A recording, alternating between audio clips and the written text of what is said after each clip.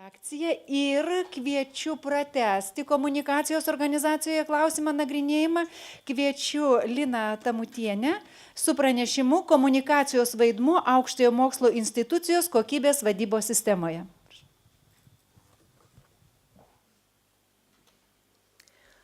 Labadiena, gerbiamoji moderatorė. Labadiena, gerbėmieji konferencijos dalyviai. Ateinu šiandien į šią konferenciją su mintimi praskleisti savo temą ir parodyti, kaip į komunikacijos teoriją ateinu iš praktikos, iš aukštųjų mokyklų vadybos praktinių klausimų ir aukštųjų mokyklų kokybės vadybos idėjos sklaidos. Labai prasmingai ir gražiai šita sekcija ir vadinasi komunikacija, teorija ir praktika. Ir ateidama su praktiniu klausimu į komunikacijos teoriją, šiandien jums atsinešu tokį klausimą. Galbūt jūsų įžvalgos man padės gilintis tuos komunikacijos teorijos ir tyrimų kelius, kuriuos aš matau eidama iš komunikacijos, iš kokybės vadybos tematikos. Šiandien mano pranešimo tikslas yra pagrįsti vidinės komunikacijos vaidmenį aukštojo mokslo institucijos kokybės vadybos sistemoje. Kokybės vadyba, kokybės užtikrinimas, kokybės vadybos sistemos – tai yra raktažodžiai, kurie vienareikšmiškai yra aktualūs kiekvienos aukštosios mokyklos vadyboje šiandien. Ne tik Lietuvoje, bet ir visame pasaulyje. Eidama link komunikacijos teorijos ir galimų teorinių tyrimų, noriu praskleisti kokybės vadybos temą tokiais prasminiais kontekstais. Parodyti, kaip kokybės idėja yra aktualizuojama aukštajame moksle, kokios yra pateikiamos kokybės apibrėžtis, kokie galimi kultūros modeliai suponuoja tą žvilgsnį į aukštosios mokyklos organizacijos komunikaciją, būtent į vidinę komunikaciją. Ir toje komunikacijoje norėčiau išgryninti, atrasti tokius komunikacijos vaidmenis – strategijos, refleksijos ir kūrimo. Pradėsiu nuo kokybės idėjos aktualizacijos aukštajame moksle apskritai. Kodėl mes šiandien kasdien kalbame apie kokybę? Kada ta kokybė tapo raktiniu žodžiu išeities taškų aukštųjų mokyklų vadyboje. Čia mes atsiremiame į tokią filosofinę paradigmą ir tų paradigmų kaitą.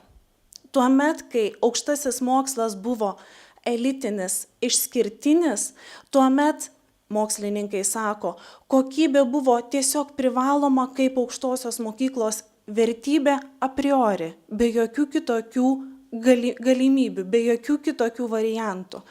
Tuomet, kai mes aukštąjį mokslą įvedėme į rinkos reguliavimo savokas, kai atsirado kliento ir paslaugos savokos, kai atsirado komercializavimo tema, tuomet atsirado ir kokybės aktualizavimo tema, kokybės kaip priemonės kliento lūkesčiams patenkinti. Taigi, tuomet, kai aukštasis mokslas buvo elitinis ir turėjo kokybę savyje kaip neišvengiamą ir tiesiog filosofinę vertybę, dabar, kai mes konkurencijos sąlygomis gyvename, aukštosios mokyklos kalba apie kokybės vadybą kaip neišvengiamybę, kaip vadybinė priemonė savo misijai įgyvendinti.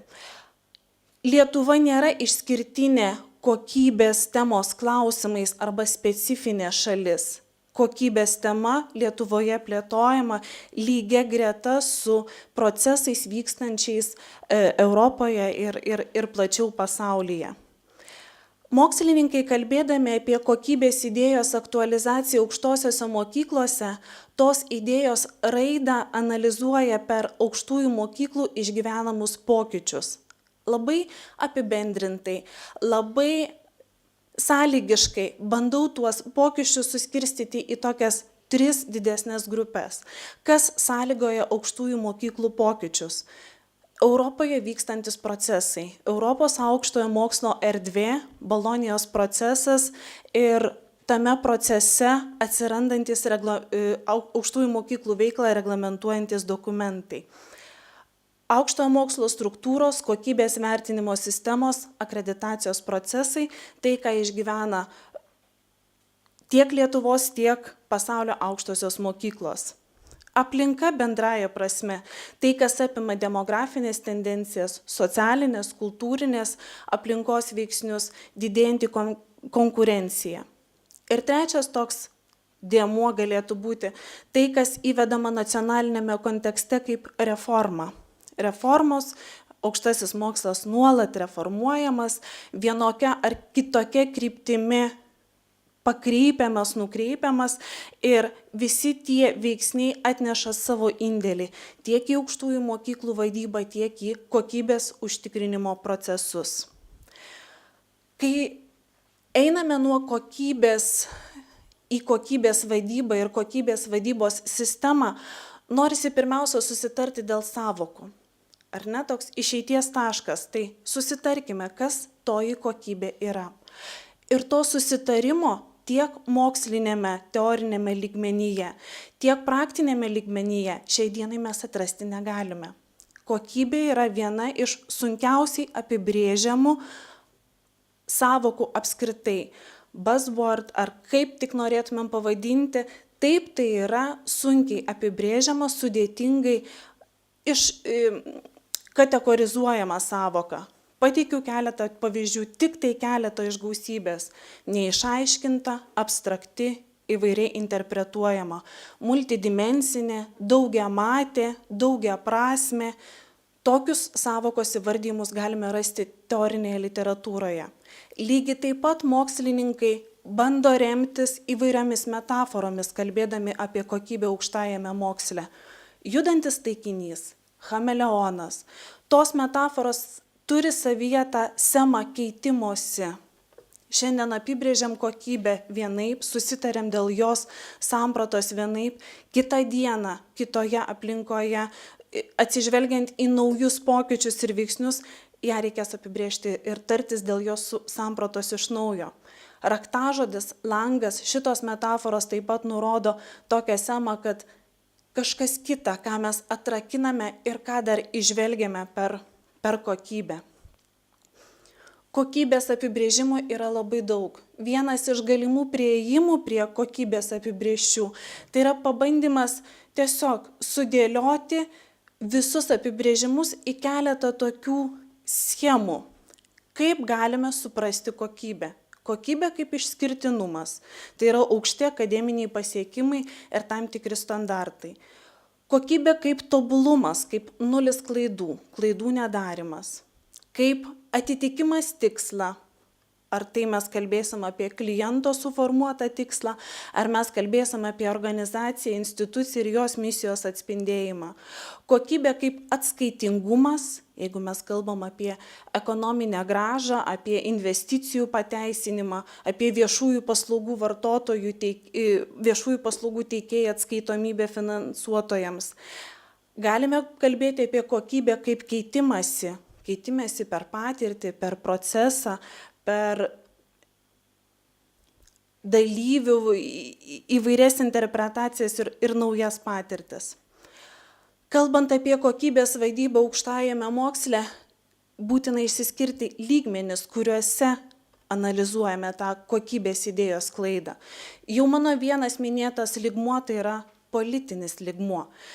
Kas tame politinėme lygmenyje, tarptautinėje, nacionalinėje politikoje yra užfiksuota ir kas galėtų nuvesti į komunikacijos analizę konkrečioje aukštojoje mokykloje.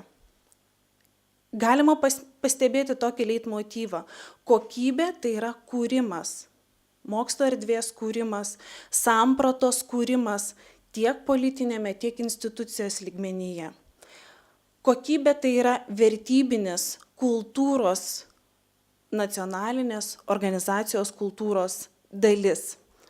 Kokybė kaip atsakomybė ir atskaitomybė. Aukštoji mokykla turi plėtoti kokybės kultūrą, toks yra jai keliamas uždavinys iš visuomenės ir politikų.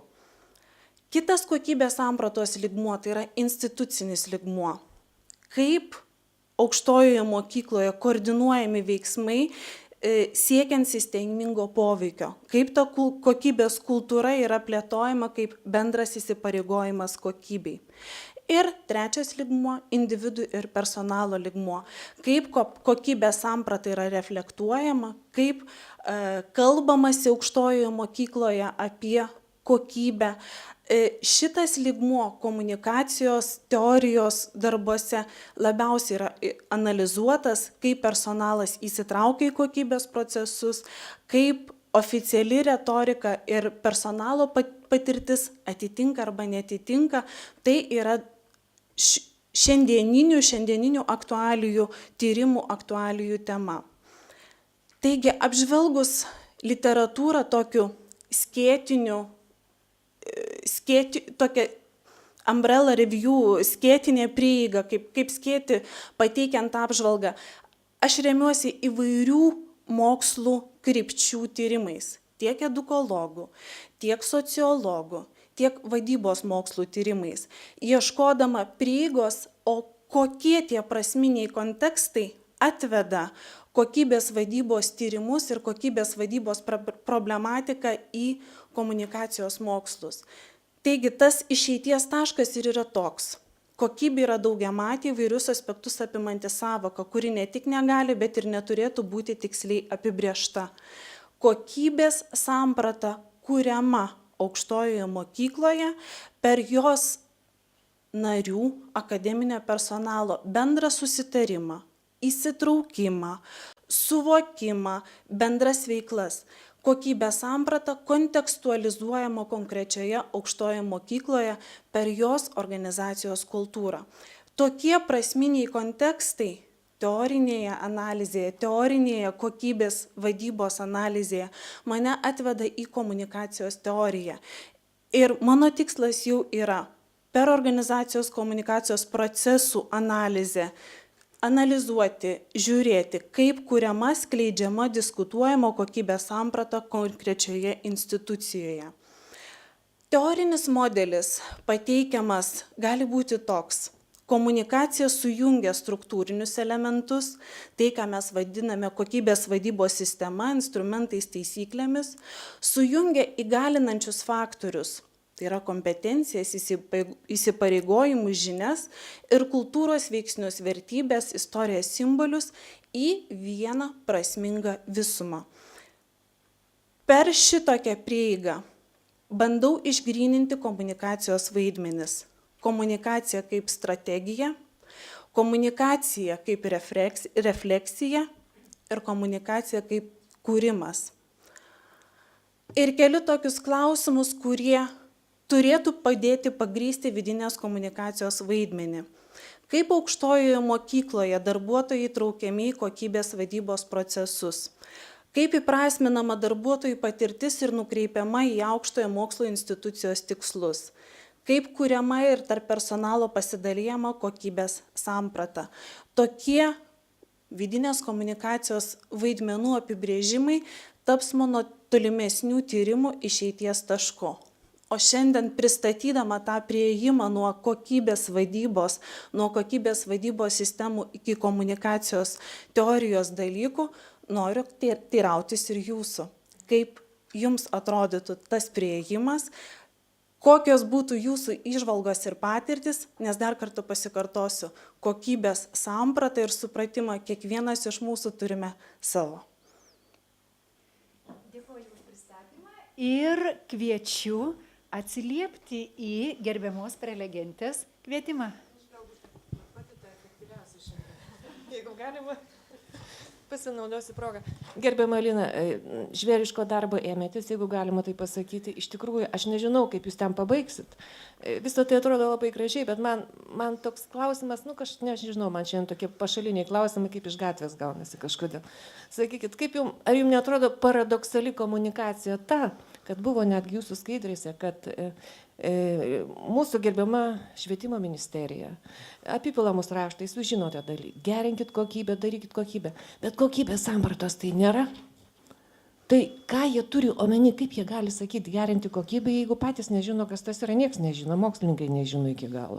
Tai dabar, ką daryti tam praktikui, kaip jis įsivaizduoja, aš taip įsivaizduoju, gal čia net klausimas jau nebūtų, tiesiog palinkėjimas. Jūs bandykite visą tai ten kažkaip sutvarkyti, kad kai mes gausim iš švietimo ministerijos raštą, kokybę gerinti, mes jau žinosim šitą punktą, reikia sutvarkyti šitą ir šitą. Ačiū labai, šaunuolė. Atsakydama į jūsų klausimą, galiu čia į tą tokią įžvalgą ir refleksiją. Yra atlikta Bolonijos procesų dokumentų analizė. Viena mokslininkė 2005 metais dar atliko tokią analizę, diskursą ir padarė išvadą, kad netgi pačiuose Bolonijos proceso dokumentuose kokybės sampratos išgrynintos nėra. Mes galime kalbėti nuo technokratinio kokybės procesų įvardyjimo iki to vertybinio filosofinio lygmens. Tai mano tikslas ir yra tuos filosofinius ir paklaidinančius dažnai politinius sprendimus matyti kaip galimybę tyrinėti konkrečioje aukštojoje mokykloje per vidinę komunikaciją. O kaip mes toje gausoje apibrėžčių susitarsime, dirbsime ir realizuosime tą uždėtą uždavinį – plėtoti kokybės kultūrą. Kas dar įsijungtų?